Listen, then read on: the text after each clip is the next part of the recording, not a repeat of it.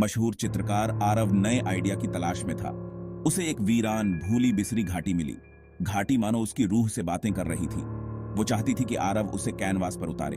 आरव अपना ईज़ेल लगाता है, जैसे कोई जादू उसके अंदर समा गया हो। उसका ब्रश बेतहाशा जोर से चल रहा था। उसने घाटी की अलौकिक सुंदरता को कैद कर लिया, पर उसे कुछ अजीब सा लगा। सतह के नीचे मानो कोई परछाई छिपी थी। उसकी पहली पेंटिंग घाटी की फुसफुसाहट वीरानक रूप से खूबसूरत थी।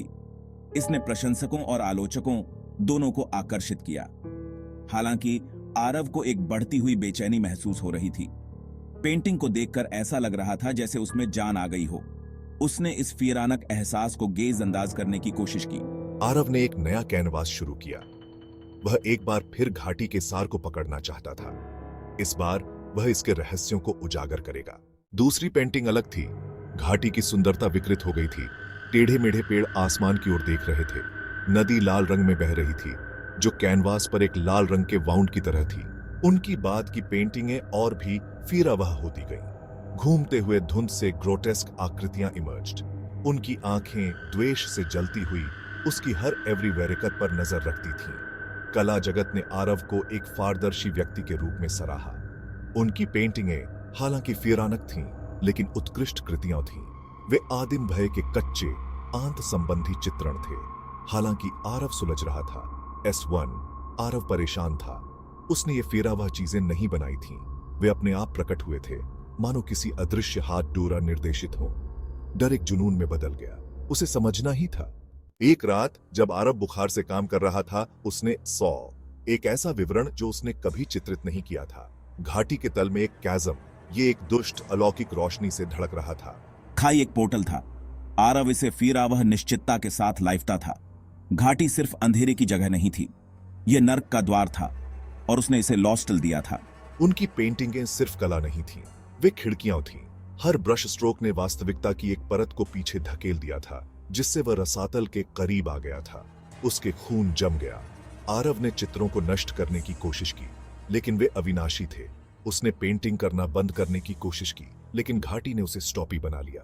वह एक कठपुतली था जो एक डेमनी धुन पर नाच रहा था। बुरे सपने शुरू हुए।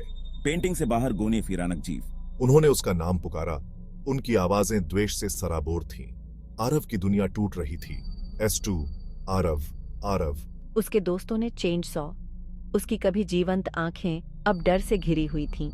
उसके हाथ ट्रेम्बलिंग रहे थे। उसकी आत्मा टूट गई थी।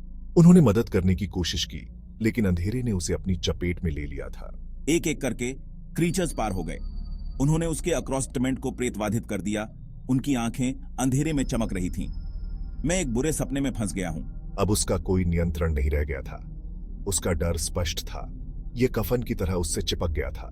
राक्षस मजबूत होते जा रहे थे। मुझे पता है कि वे सिर्फ मेरे साथ संतुष्ट नहीं होंगे, दूसरे भी सफर। डेमनों ने उसके प्रियजनों को निशाना बनाया। उसके दोस्तों ने फिरानक मतिभ्रम का एक्सपीरियंस किया। उनके सपने बुरे सपने बन गए, जो आरव के चित्रों के जीवों से प्रेतवाधित थे। आरव प्लीज, आपका परिवार आपसे विनती कर रहा है। वे आपसे पेंटिंग बंद करने, मदद लेने की मुलाकात करते हैं। लेकिन आरव फ्लोविंगुत दूर निकल गया था। वह रसातल में खो गया था, अपनी ही रचना का प्रिजनर। वास्तविकता और दुःस्वप्न के बीच की रेखा मिस्टली हो गई। राक्षस हर जगह थे। हम आपसे शक्ति पलायन का वादा करते हैं, हमें बस आपकी आत्मा चाहिए। आरव उनका कठपुतली मास्टर था, लेकिन वह उनका कैप्चरी भी था। उसने एक ऐसी हॉरिबलता को जन्म दिया था जिसे वह नियंत्रित नहीं कर सका, और अब जिससे भी वह प्यार करता था, उसे इसकी कीमत चुकानी पड़ेगी।